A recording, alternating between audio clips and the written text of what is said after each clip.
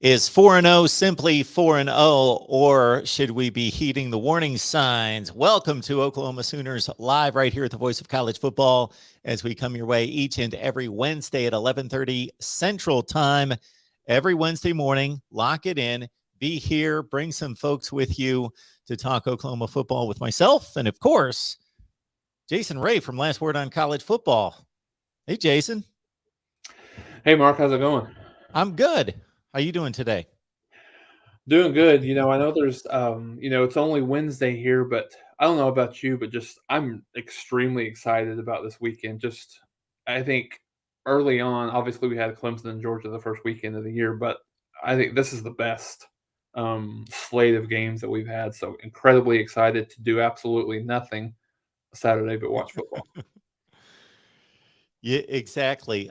Just to look at the matchups on paper, they're extraordinary this weekend. I don't think there's any question that this is the best weekend thus far on paper. I did think that last week came through when it came to adding to the chaos around college football, further diminishing Clemson's impact and making for a wide open ACC.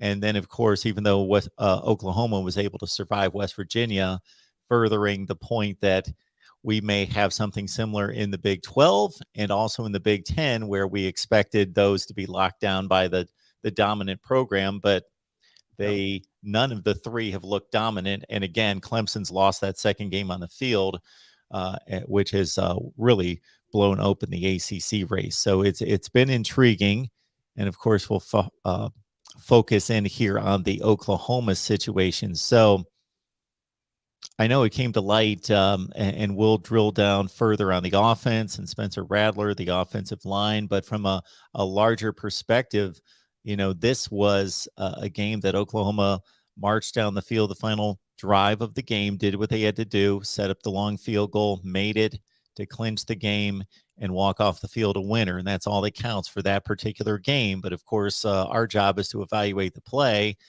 and try to project as to whether there are going to be issues going forward. And now this is the third straight opponent of an FBS caliber in which Oklahoma has come close to losing to a certain extent. Right. A one-score game in three of these games in which they've been a three-score favorite in all of them. And West Virginia certainly had their opportunities and certainly squandered away a number of they had a procedure penalty inside the 5 that could have changed the context of that drive. They had a drop pass in the end zone. They had a number of miscues late that possibly could have turned that in their favor. So it certainly was a white knuckle affair on Saturday night in Norman. Yeah, it really was, Mark. I mean, if you watch the Oklahoma's first possession and you watch their last possession and didn't watch anything in between, they actually, offensively they played well in those two possessions. But I think to your point, Mark, I mean, I think the positives that you take away from this game, absolutely, you're 4-0. You're in a position that some teams aren't. Ohio State, Clemson are a couple of the teams that aren't in that position. However, I think you understand that you have a lot of work to do, maybe more so than you ever imagined. And I think exactly to your point, Oklahoma has played um, three FBS opponents, and you can make an argument that they were fortunate to win all three games, right? Tulane had an opportunity, with the ball. If Michael Pratt doesn't stumble there, he gets the first down. Who knows what happens there?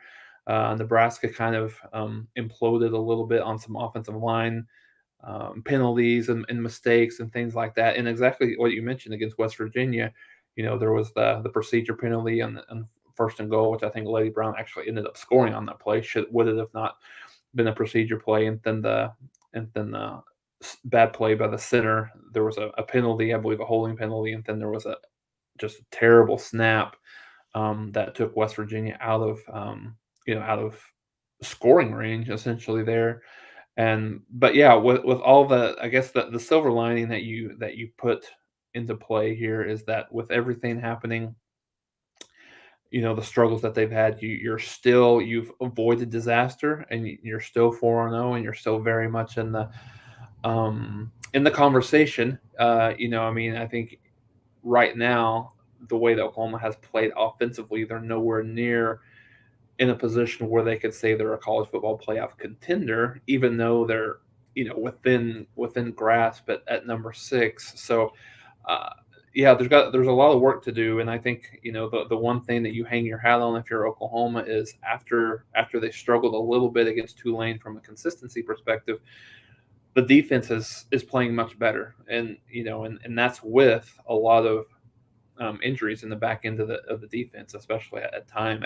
There was a time on Saturday, Mark, where they had 3 of their top 5 guys, in the nickel coverage, 3 of their top 5 guys out with injury, and they still were able to limit West Virginia outside of that first drive just to the couple of field goals. And I think West Virginia was 0 for 9 on third downs after that initial drive through the game. So the defense did their part, which is obviously it's so much of a flip from what we're used to seeing out of Oklahoma over the last 5-7 years. We invite your comments, your questions, your debate topics as we talk Oklahoma football with Kansas State front and center on the road. First trip outside of Norman for, the Sooners this year after 4 dates at home and, of course, 3 close wins. And West Virginia, probably the best team that they played thus far in Kansas State, something in that range. The Wildcats dropped one 31-20 to Oklahoma State this past weekend. So, of course, Spencer Rattler is the guy that everyone's focused on. The quarterbacks get too much of the credit. They get too much of the blame. And so he's in that category. And he's also in that category as the Oklahoma quarterback. So with that comes more scrutiny, more attention, more... Yeah, in this case, it becomes scrutiny because of the underachievement of the offense, more so than anywhere else. So, in terms of his play, where would you rate his performance on Saturday night versus what we've seen? Does he continue to play pretty much at the same level? Do you see any progression, any regression possibly? I don't know, Mark, that I necessarily saw any regression out of Spencer Rattler on Saturday. I definitely haven't seen much progression. I think and he's getting a bulk of the blame, and that's what typically happens. Your offensive coordinator and the starting quarterback are the 2 guys that typically, if things are going wrong offensively, are going to get a bulk of the um, of the reaction and the kind of the negative connotation to how things are going. But I think the things that he has struggled with at times, he's still continuing to struggle with. And I think that, and we'll get into this, but I think that's a lot of it's a byproduct of the struggles on the offensive line. But I think you see him making predetermined reads of where he's going with the ball pre-snap. I think that you're seeing him, and again, this is part of the offensive line as well. He's not stepping up into the pocket as much as you would expect, and he's kind of moving side to side. There was a play late. No, this wasn't late. This was in the first quarter where this is kind of before the booing kind of started in the first half, where he threw from the right hash to the left hash, threw a ball, and it just hung up in the air a long time and allowed West Virginia to, I think it was a tip, and then one of the other guys, Witten, got it. He had a couple of guys open deep. He missed Drake Stoops, which he actually, he actually beat the safety deep and had a couple of steps on the guy, overthrew him.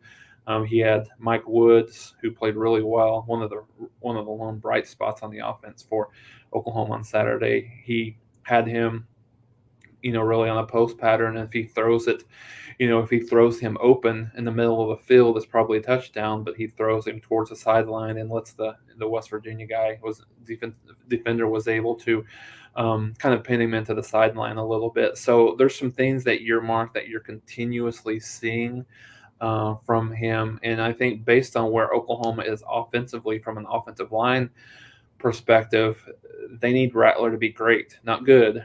He's got to be great to deal with some of the inefficiencies that we've seen so far on the offensive line. Because the numbers do look good, not great. The most recent against the Mountaineers, 26 of 36, 256 yards, a touchdown, and a pick. So Jason has obviously outlined Spencer's play here against West Virginia, as he has every week and does post game with all of you. So keep in mind, don't forget, after each and every Oklahoma game, Jason is right here, the voice of college football, Oklahoma, to break down the Sooners' play. And again, Kansas State is the opponent coming up this week. And Sooner fans, you don't have to be reminded of the last two outcomes against the Wildcats. So with the Sooners playing the way they are right now, of course, they're a substantial favorite, but this game's got to be called into question. And the way this league play is starting to play out, it could be a much more interesting conference schedule than we anticipated. With, oh yeah, Oklahoma is going to be in the championship game for sure. Iowa State will probably be there.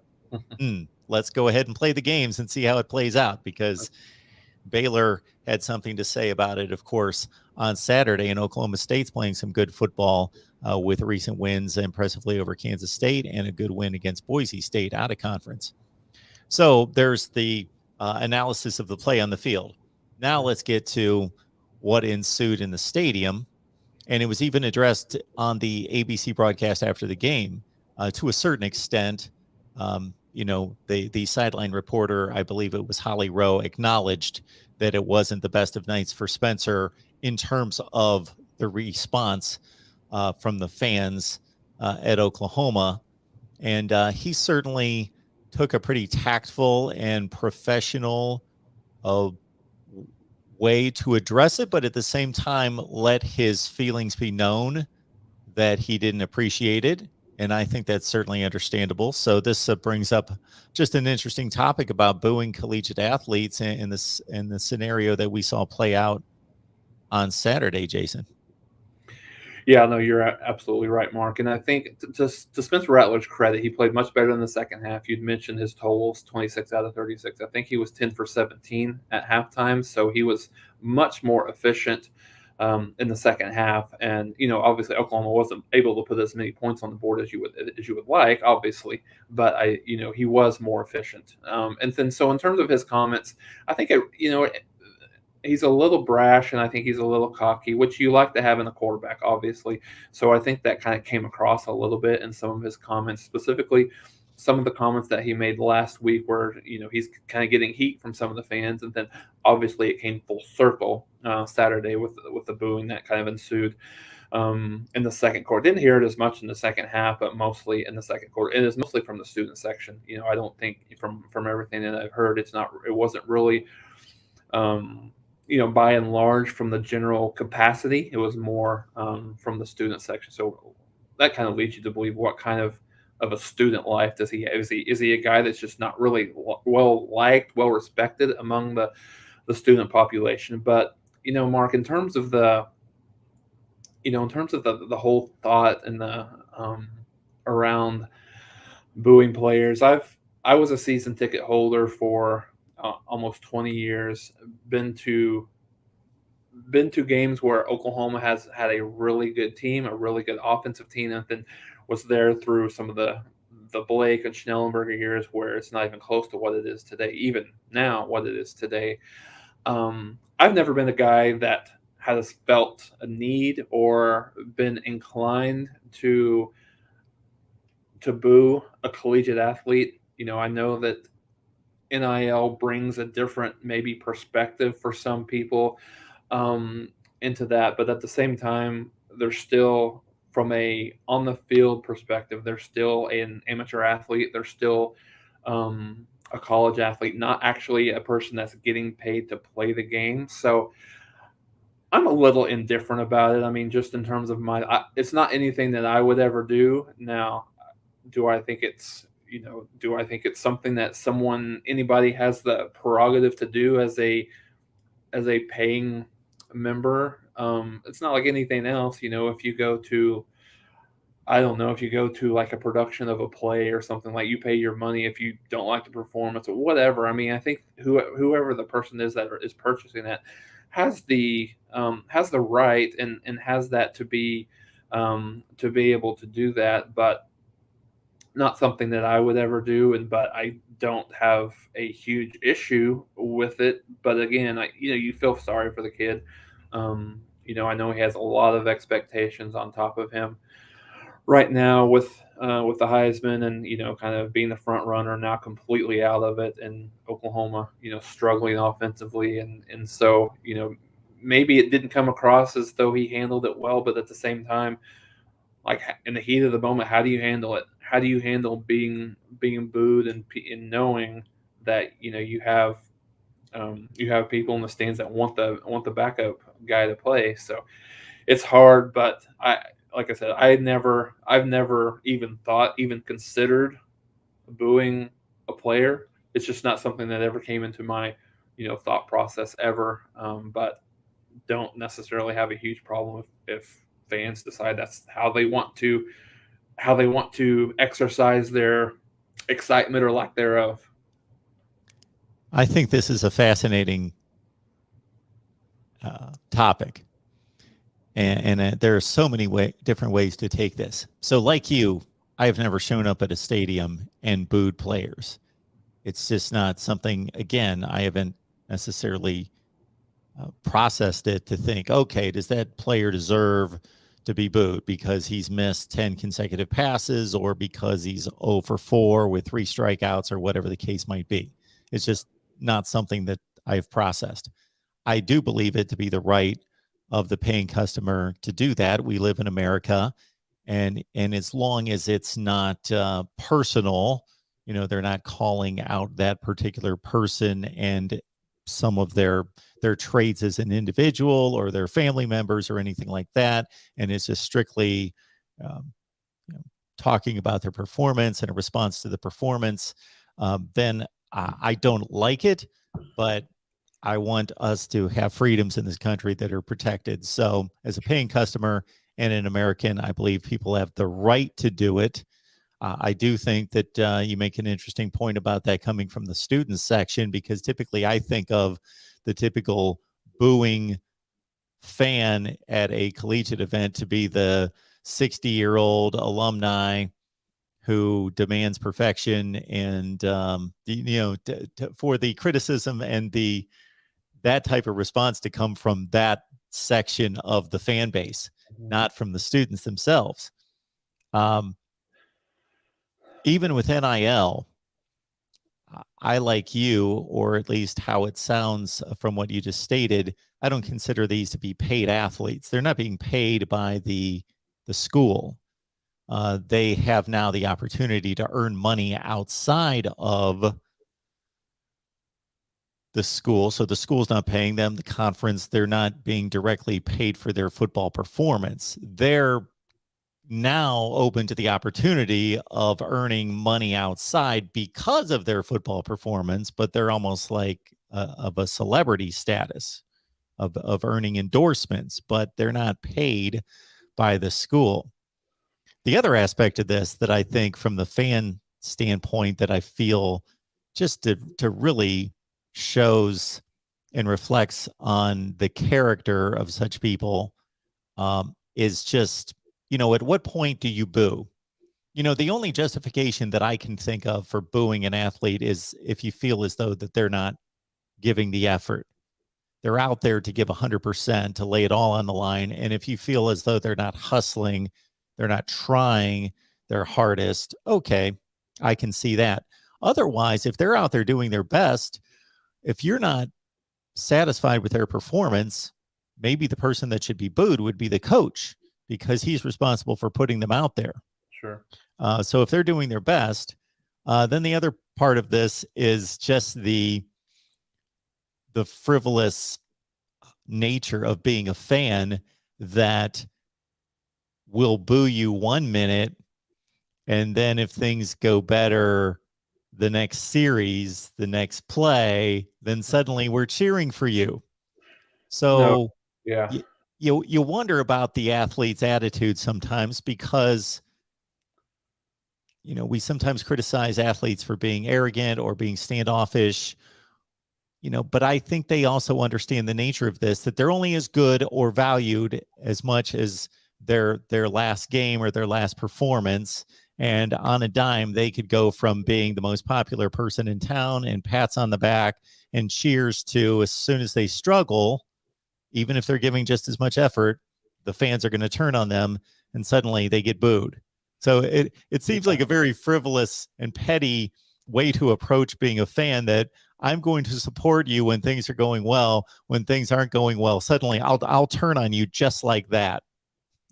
Yeah, no, you're absolutely right. And I think, Mark, there's a few points that you made that I kind of wanted to unpack a little bit. And so, on top of the booing, there was booing is one thing, but then there's also the "We want Caleb" chants on top of it, which is, now, to your point, Mark, about giving effort.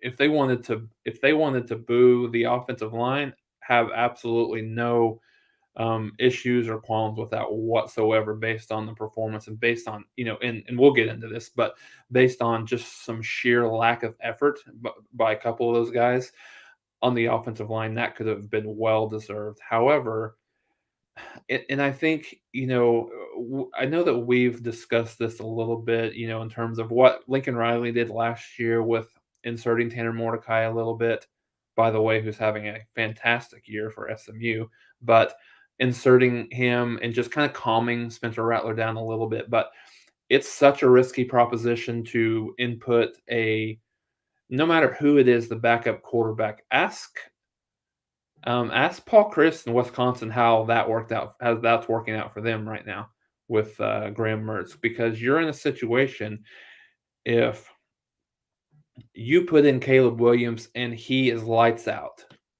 then you almost have to play him. And then what do you do if he struggles? I mean, Spencer Rattler's probably, I mean, he's probably gone at that point. He's either, you know what I mean? He's probably declaring for the draft and just either opting out, or he's transferring, and then, the other thing is, you put Caleb Williams in and he struggles just in the same manner. And then you put in Rattler back in there, and he's lost any type of confidence that he already had before. So, I don't know. I'm not necessarily a proponent of putting Caleb Williams in there. If you lose a game, and let's say, for the sake of argument here, obviously no one watching this really wants this to happen, but Oklahoma loses to Kansas State for a third straight year. Rattler throws three interceptions, let's say. Then I think maybe you can look at making that change, or at least have the conversation, Mark. But I think now, if you're just in a situation where you're struggling to get some cohesion, you're struggling from an offensive perspective. Hey, if your offensive line is lights out, your wide receivers are wide open all over the field, and your quarterback's just not able to get it to him, that's one thing. But with the struggle that they're having on the offensive line, you can't put all of this, or even the lion's share of the blame, on Rattler right now. It's quite a situation at Oklahoma, and still the team is 4-0, having defeated West Virginia on a last-second field goal, 16-13. They're headed to Manhattan, Kansas, the site, or the team at least, of two consecutive losses to the Wildcats. Oklahoma at 1-0 in the Big 12. And Jason, I got to say that, again, I liken the situation to what's going on at Clemson and Ohio State, and Ohio State / the Big Ten, Clemson / the ACC. Certainly, Oklahoma, they've already won a game in the Big 12 against one of the better teams in the conference. They could continue on, and let's say they go 8-1 in the conference, or 9-0, and we may be here at the end of the season. And even if they suffer a few other close calls, they're right where they're supposed to be, and so forth. But the way they're playing, and with Iowa State tripping up against Baylor, this Big 12 season could be much more interesting than anything we anticipated. It's crazy, Mark. To your point about, we all, after 4 weeks of play, we all had Baylor more highly ranked than Clemson, right? All of us did going in, right? It's mind-boggling. It's mind-boggling, when you look at two teams that, just comparing Oklahoma and Clemson, two teams that have been really, really strong offensively, and both of them are struggling in a big way. Ohio. I know you can't really take much from Akron. I know that, but we'll see them. I mean, very much in the same way. Rutgers and Kansas State are pretty comparable, I would think. Kansas State probably has a little bit more talent than Rutgers, but Rutgers played, Michigan very strong. So it's crazy, Mark. I mean, these three conferences are as wide open as they've been, and who knows how long. And all both of us have been kind of clamoring for some chaos, and I think there's a better chance than not we're gonna in one of these three leagues we're gonna get it this year. Because Clemson, obviously, I think NC State was probably their toughest game that they had remaining. However, they're struggling on the offensive line. They're struggling at the wide receiver position. And then now they've got just a host of injuries. I think Breesy's out for the year. Shipley's out for about 4 to 6 weeks. So they've got a lot of problems. And all of a sudden, Texas looks like the best team in the Big 12 right now, based on based on their performance. So I think Mark, it's going to be one of these years, week to week. You just really don't even know. I mean, obviously, Alabama and Georgia are clearly right now the best two teams in the country. Um, but I think outside of that, you don't know what to expect week in and week out. I could see, it wouldn't be completely surprising to me if you see half the teams in the top 10 lose this week. You've got Oregon with a tricky game at Stanford. You've got Oklahoma, obviously, at Kansas State, Florida at Kentucky. And then obviously between Cincinnati and Notre Dame, one of those are going to lose. So it's just a crazy year. We can throw all of our predictions that we did partly out the window. The first year of the AP poll was 1936. And I believe this is confirmed. I've heard it a few different places that there have been more ranked teams lose in the first 4 weeks of the season than in any first 4 weeks of the season in the history of the polls. So let me do the math. 85 years. Yeah, I think there's been 25 so far. I saw that stat too. 25 ranked teams have lost since week one. It's crazy. And I think 2007, right, is the modern comparison to what we're seeing now. And it's been even. I mean, there was more. I think the only difference between 2007 and now, if I'm thinking of the right year, is there was a lot of losses by number one, number two. We haven't seen that yet. I'm not saying it couldn't happen here, but outside of that, yeah, it's the craziest year that we've seen in a while, which I love. Absolutely I love. love it too. I think it's phenomenal. I love it. So and we're hearing from Oklahoma and Ohio State fans here that still love it and enjoy it, because we walked into this season thinking we had 5 teams and 3 of the 5 would make it for sure, and most likely 4 of the 5 would make it for sure. Georgia, Alabama, Clemson, Ohio State, Oklahoma, but all bets are off at this point. I mean, So it's crazy. I'm sorry. I was go just ahead, going to Jason. just one thing. It's crazy. We say this about, and I think the Big 12 is probably. I mean, people aren't going to want to hear this, but I think the Big 12 and the Big 10 is most likely to have someone else. And I think off the top, you would say the ACC, right? Because of Clemson's has 2 losses. They're ranked 25th this week, but again, yes, we saw NC State win, but who's going to beat them? I mean, North Carolina looks very shaky. Miami looks very shaky. Um, Pitt lost. What was it last week? Was it Western Michigan? 2 weeks ago, yes. Week ago, yes, that's right, Yep. to Western Michigan. So they're. I mean, obviously they're out of the playoff conversation, but still. I mean, if anyone can pick that championship game at this point, and then just look and see who's going to actually win that, it's hats off to you at this point. For those of you who weren't around in 2007 and are unaware, I would have to go week to week to compare it to what we've seen the first 4 weeks. So obviously 2007, we have the review of the entire season versus we're just in the moment right now, only 4 weeks out of about, I think, 14 or 15 total weeks of college football. In that particular season, if I'm not mistaken, though, it's not as though the season was that crazy to start. Pretty much the teams that were supposed to win were winning. But it led to this culmination of the final 2 weeks where, yes, number one teams just kept losing and teams that were supposed to win kept losing, and it kept changing the scenario. And it was pretty much more of at the conclusion of the season, just all kinds of chaos and upsets that created this. I remember that Ohio State, there was no Big Ten championship game at the time, and the Big Ten season was over 2 weeks before the conference championship weekend, that Ohio State walked off the field against Michigan, having beaten Michigan as the Big Ten champ. They actually just tied for the conference title, and they were number 7 in the country. They didn't play any more football, and they finished the regular season number 1 in the country. Mm-hmm. Everyone just lost. So they didn't even just make the BCS championship game. They were number 1 and rose from number 7 without playing any football. That's how crazy it was.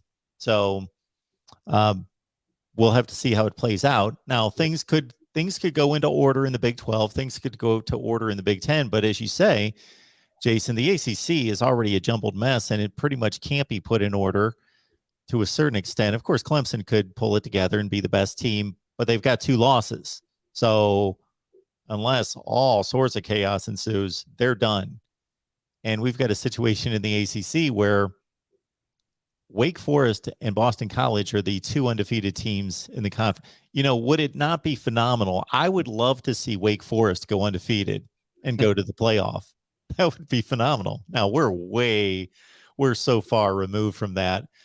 3 of their games were pretty much layups. And they played their first decent team, Virginia, this past weekend. So they've got a lot of work to do. So either Boston College or Wake Forest is my rooting interest in the ACC right now. One of them to go undefeated would be phenomenal. And consider Georgia Tech, real quick, Jason, just Georgia Tech and how lowly they were a couple of weeks ago, having lost to Northern Illinois. And then the next 2 weeks, they have performances against the 2 teams that were supposed to play in the conference championship game, and they lose to Clemson on a 4th down stand at the goal line, barely, and then they beat North Carolina by 3 scores. Yeah.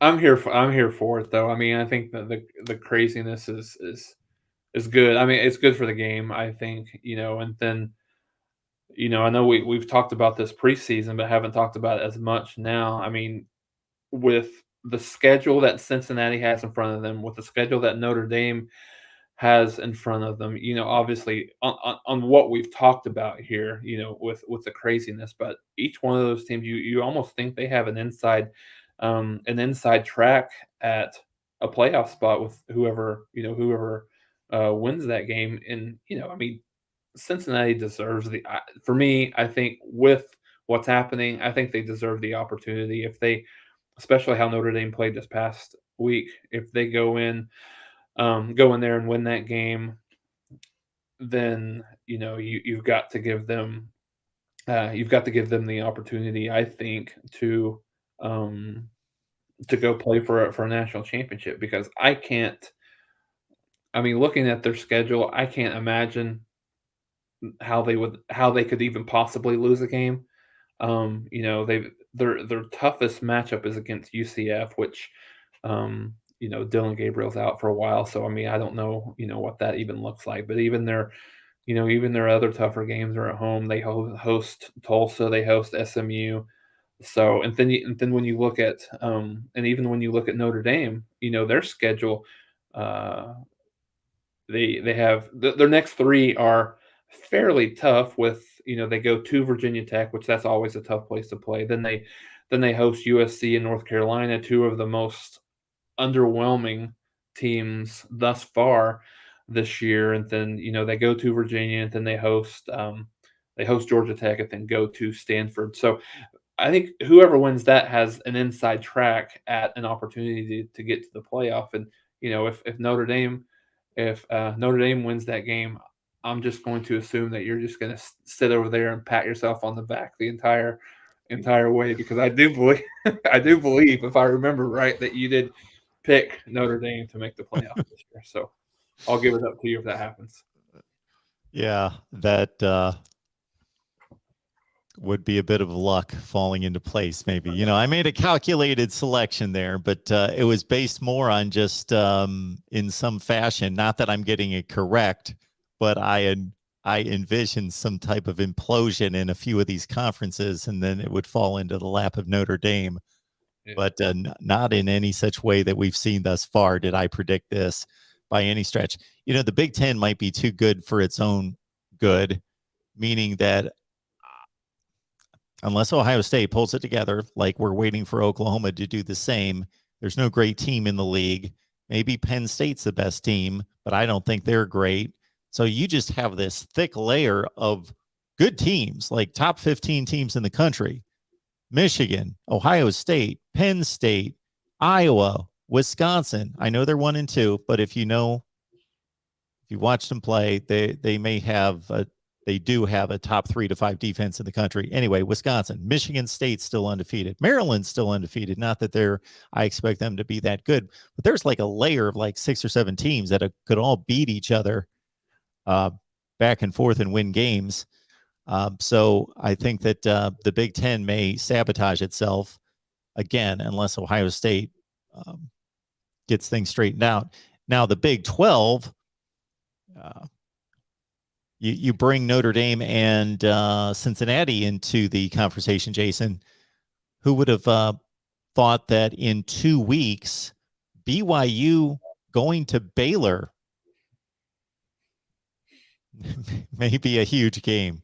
Yeah, no, you're right, Mark. And I joked about who I thought Baylor would be better. Obviously, two wins a year ago, right? They've already doubled that this year. I wasn't quite. I didn't know that they would quite be as good as they are. And like I said, Iowa State's in the same vein as Oklahoma. They've struggled. It's the things that have been a little bit of a bugaboo for them. Last year was, Brock Purdy just untimely mistakes and turnovers is still happening as well. So, yeah, no, I think that's a really big game in the Big 12. Obviously, this weekend, Baylor at Oklahoma State. Both, as you mentioned, Oklahoma State's playing really well as well. Now they've kind of landed on a running back, and Spencer Sanders seemed to be playing a little bit better for now. But yeah, it's wide open.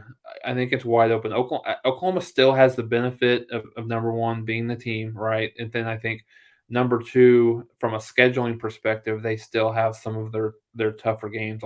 Baylor's a little bit tougher now as an away game. They go to Baylor, they go to Oklahoma State, but they still get they still get TCU at home. They still got Iowa State at home. So, I mean, maybe it doesn't matter that much, but still, I think they have the opportunity to right the ship and still win this, but they've got a lot of ways to go, and I think a majority of it falls on the offensive line.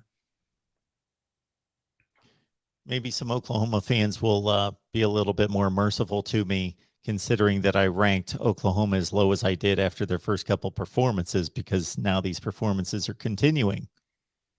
And I'll rank them higher when they earn it. But of course, I'm giving them credit for the wins because they are winning the games. If this was the NFL, they would just be 4-0, and nobody would bat an eye at it. But they are 4-0. I believe I've got them at 16th in the country. And so we've got. Yeah, I agree with you, Mark. I mean, that's about right. And I think honestly, if we didn't rank these teams preseason and you just looked at the performance on the field, I don't know that you would even say that Oklahoma's a top 25 team right now. Yeah. When you look at, and I think there was, we talked about this after the Tulane game. Says, I'm waiting to see how good they are. It's the same team that they've been in the past. Maybe even not as good. They lost to UAB at home this weekend. They got absolutely trounced by Ole Miss. And then Nebraska just they continue to find ways to lose. Yeah. It's incredible. Yeah. They Without giving up a first down in the second half, they still lost. I don't know, and I think the one thing that was very interesting from Joel Klatt on the telecast, not to go too far off the beaten path here, but when you have a new coach, and which Scott Frost obviously is not a new coach, but the fourth year, usually you lose bad, then you lose close. I think they're in the mode of obviously losing close and finding ways to win or ways to lose because they lost to a bad Illinois team, which we know now is a bad team. And then they had an opportunity and very easily could have or should have beaten Oklahoma and Michigan State both on the road. So um, they make a case they should be undefeated right now, but um, it's crazy. And I know we haven't talked a lot about this, so let me talk through this because I've seen some questions about or just some comments about the offensive line. Mark, the and I so I saw this live. I've listened to a couple of people that I know and trust that really know offensive line stuff. It's about as bad as a performance from an offensive line in at least 10 years, maybe even more. It was so bizarre. I um Gabe Eichert, who played at Oklahoma, has his own podcast as part of the Oklahoma radio show as well. Talked a lot about it, and it's almost unfathomable what's happening and what he talked about. And I went after watching his podcast and kind of listening to some comments that he had made, and then some things that he made with the Oklahoma coaches show that they do. I went back and watched the game, and he's absolutely spot on. As crazy as it is, there were guys with just horrible effort. Anton Harrison was one of them. In fact, he got pulled out of the game. Didn't even seem like he cared. Was just kind of over there laughing with some of his teammates, and didn't really seem like he cared a lot. And then there was so many times where they were just slow because they didn't know who to block. There was the Mm. communication was bad up front, and I think this was the thing that I was worried about, and we talked about this a lot. The biggest hurdle that Oklahoma had in terms of ho the biggest replacement was Creed Humphrey. I mean, and obviously we know he's a starter for obviously it hasn't panned out that much early on this year that they're struggling, but one of the best offensive teams are one of the best teams in the NFL in the Kansas City Chiefs. So I think there's is it a situation where the last few years that Creed Humphrey was such a good communicator and organizing and saying, this is who you got. You've got this is the linebacker you're trying to get to. That's who you're working to, and this is and they just don't know. They relied on that, or maybe their football IQ isn't where they need it to be. And there's situations where they had two guys blocking one linebacker, and they left another one wide open. There was times where they have the running backs in for protection, and they're just kind of standing around because they don't know that it's not been called out, like who they're supposed to be guarding or who they're blocking, and so they're just kind of looking for someone, and obviously that takes someone out of the route tree. So I don't know. I mean, I guess the silver lining in all of this and how bad Oklahoma played is, yeah, they got beat a couple of times up front, but by and large, it's not that they're not as good as the other team, and they don't have talent. I think it's just a matter of very fundamental type of things, communication and understanding who they're blocking. But they better get it together quickly because I think I, I think the nature of it being on the road makes Kansas State a tougher opponent than West Virginia. I think West Virginia is probably a little bit more talented up front, especially Akeem Messidor was really good from a defensive line perspective for West Virginia. Um, but I think when you get to Texas, I mean, it's even better. I think they've got the talent and defensively as well for Oklahoma. But yeah, they've got short order to get it together. So Roberto says here, undefeated and still complaining, shaking my head. OU #1 is always #1 in my eyes. Y'all can't tell me nothing. Boomer, Sooners all day, every day. So, I appreciate that that approach to being a fan. I think there's a number of ways to approach it, and as long as you're respectful of others, then you can approach it as I watch the games and I want to evaluate the play, and even if it's a win, you can still evaluate it as Oklahoma beat Tulane. Tulane's a top 60 or 70 team in the country, so there's concerns. You can evaluate it that way, and as we do on here, and not just say a win's a win and let's move on. And as long as they're winning the games. Now, had that West Virginia game been the national championship game, then it's all said and done. It doesn't matter. If they slop their way all the way through to a national championship win, then it doesn't matter. It's like, okay, well, that was one of the least impressive national championship teams we've ever seen, but they got it done. It's over. But at this stage of the game, 4 down, 8 to go, plus a championship game in the conference, hopefully, plus playoff games, that we're in the business here of evaluating the team and the performance and not just saying a win's a win and that's all there is. Yes, that's the result and that's what matters for that given game, but there are definite concerns and warning signs about the way the team is playing against opponents who are anything but great. Decent, yes, not great. Yeah, I think there's some similarities here, and I'd have to go back and look at it. And this is just the top of my head, Mark. And there's when you think of and certainly as you mentioned, appreciate that comment and that perspective, just on Oklahoma being 4-0 and just kind of just win baby mentality, and but I don't remember what year it was, and you can probably help me with this. But after Florida State won the national championship with Jameis Winston, the next year they struggled, and of course they didn't win the national championship again. They did make it to the playoffs, but they struggled almost week in and week out. Played teams much closer than they should have, and that's the comparison that kind of came to mind, Mark, when they just found a way to win. Ohio State in 2001 is another example that just wasn't ever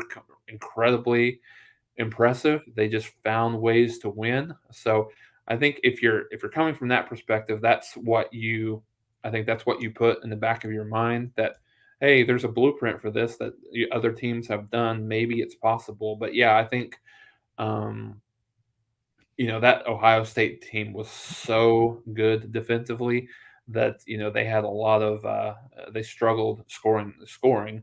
What was it, 13-9 that they beat Purdue? I think. So I think that was late in the year. So 10 I to think 6 to be technical, but yes. yeah. So but yeah, no, I think that that's your calling card. I think if you're an Oklahoma fan, having that mentality, but at the same time, you still have to evaluate the team. Still have to understand they can get there. I mean, they've got a lot of talent. On on all areas of the defense and offense, they've got a lot of talent. They have the capability. Now, I don't know that they're Alabama, Georgia talent. There all across the board, but they have enough talent to get at least into this playoff conversation. But the offensive line has to get there and improve really the way that the defense has improved over the last couple of years, or at least early on this year. How bad they were against Tulane, and then they've given up 13 and 16 points in the last 2 games. So. Just to clean up a little history, Chris Foote on our 2007 discussion and sent a number of comments concerning 2007. So, yes, number 2 LSU beat number 1 Ohio State in the BCS championship game. Technically, that was not an upset, even though number 2 beat number 1. LSU was a 5-point favorite, if memory serves me correctly. And just briefly, we're sticking to Oklahoma in the Big 12. Yeah, in 02, Ohio State. The distinction I'll make between Ohio State in 02 and Florida State in 14 would be, yes, Ohio State had a great defense. Every player on that starting unit in the defense had a substantial career in the NFL. Every player, all 11, meaning they at least stuck around the league for 4 or 5 years and played. And even the offense, for as bad as the offense was on the field in college, they produced like 3 really good NFL wide receivers, etc. Anyway, they played in a very difficult conference. The Big Ten was arguably the best conference that year. They also played Washington State, who went to the Rose Bowl. They had a tough schedule. They played when people complain about bye weeks, that team played 14 consecutive. They played 13 consecutive regular season games without a bye. And then they played Miami, one of the greatest teams of all time, and won the national championship. The 14 Florida State team. So there's an example of a team that slopped through and made it. It was funny because it didn't seem to matter whether they were playing like a 10-2 Michigan or Penn State team, or they were playing, to your point, like a 5-7 kind of Purdue or Illinois team who took them to 2 overtimes. They just won the game. Yeah. Florida State in that particular year, the ACC was pretty bad, and they were slopping around against pretty bad opponents, but they were the defending national champs. They were seriously flawed, but they kept winning. They were the only undefeated team in the playoff, but the committee recognized their issues, and they were ranked number 3, even though they were undefeated. And they weren't quite as fortunate as the 02 Ohio State team. They got slapped by 39 points at the Rose Bowl, and that's where it was like, okay, yeah, this is what this team is all about, really. Right. Yeah, no, I mean, I think, like I said, you don't want to hang your hat on finding ways to win every single week. You need to, I think for nothing else, this offense needs some. They need some confidence. I wouldn't be surprised to see a couple of changes on the offensive line. We've talked a lot about Wanye Morris and his inability to start and really get into the rotation. He played a ton in the second half for Oklahoma, and he gave up a sack, but he plays hard. He knows where to go. He knows what he's trying to do more so than, and it looks like he has a strong desire to be out there. Maybe Anton Harrison doesn't quite have that right now, so I think I wouldn't be surprised to see him there. Wouldn't be surprised to see Concho come back in for Rame. I think Rame has more talent, but I think Concho probably maybe is a little bit better on knowing where to go, what to do, and from a communication perspective, it might be a little bit better. So wouldn't be surprised to see him there. I think you could possibly see a change at left guard. One of what we have perceived as the best offensive lineman coming back for Oklahoma, Marquise Hayes, has just been okay. He was good against Nebraska, but he was very average against Tulane, and then again was not good at all against West Virginia this past week. So wouldn't be surprised to see some changes. Wouldn't be surprised to see maybe and I don't know how Lincoln Riley approaches this, maybe a scaled down offensive game plan, just in terms of knowing what what your struggles are offensively on the offensive line. Maybe you cater some of your game plan with Rattler. You get Eric Gray out in space a little bit more. You use Kennedy Brooks more, kind of from a between the tackle type of runner. Maybe you do a lot of sprint out, some bootleg stuff to design Rattler to get out of the pocket a little bit more, as opposed to some of the the 3-step, 5-step, 7-step drop back passes. So I think it'll be interesting.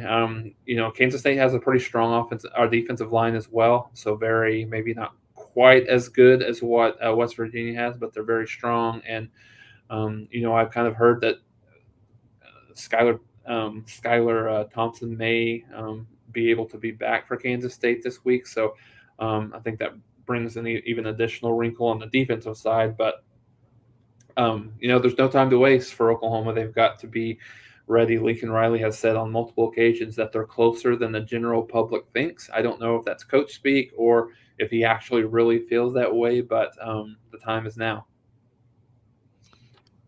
Just commenting back and responding to a number of comments in the live chat about rankings.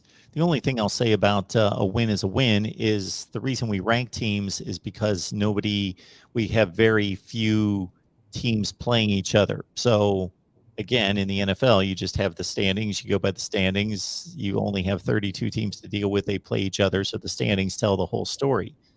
We rank teams because I counted 2 weeks ago, there were 34 undefeated teams in college football. So how do you rank them if you're just going by wins and losses? There's a tie for number one in the country among 34 teams at that point. And that if that's the way you want to do it, that's fine. Then you've got 34 teams are tied for number one in the country. And then the next, then you've got, 20 teams that are 2-1 tied for number 35 in the country. And that's how you rank the teams. But that's why the evaluation comes into play. And for anyone who thinks that Oklahoma should be ranked higher, Wake Forest is 4-0, Boston College are 4-0. Should they be ranked number 3 or 4 in the country? Yeah. All right. Another good session with Jason here. Join him on Last Word on College Football. What's going on over there these days? We got tons going on. Obviously we're right in the middle of we've got coverage from myself on the kind of the Oklahoma side and then the national side.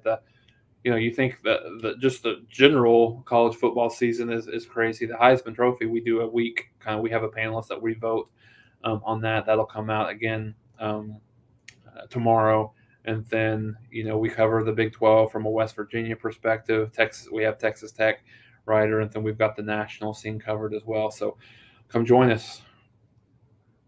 All right. And also join Jason after the game on Saturday. He's got post-game coverage right here at the Voice of College Football, Oklahoma.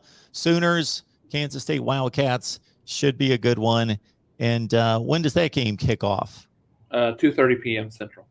All right, 2:30 Central. So Jason's probably here somewhere in the 6 o'clock range, obviously right after the game, Kansas State and Oklahoma. Appreciate everybody being here.